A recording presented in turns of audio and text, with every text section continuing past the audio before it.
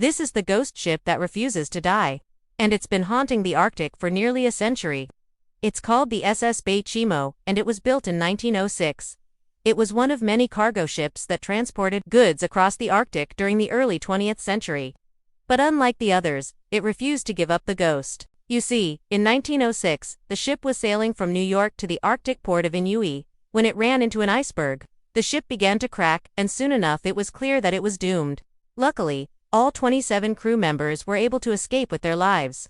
But ever since then, the SS Baychimo has been cursed to roam the seas as a ghost ship. Well, actually, that's not entirely true. You see, after the ship sank, most of it ended up under a thick layer of ice, where it sat for decades.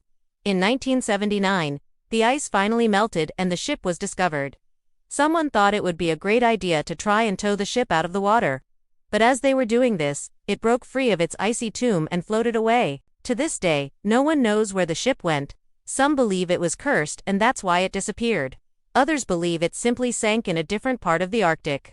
But there have also been some more sightings of the ship, which brings me to the question, is it really haunted? Well, there are those who claim it is. You see, the legend of the ghost ship goes back even further than the sinking itself. You see, the Baychimo was built in 1906, but it was actually first seen in 1873. At the time, it was known as the Mary Celeste. It was a merchant ship that was sailing from New York to Honolulu when it was caught in a storm. The ship was eventually found, but it was completely empty. There was no sign of the crew anywhere. And to this day, no one knows what happened to them. Some believe the ship is cursed, and that's why the crew vanished. Others believe it was simply pirates. But the truth is, we may never know.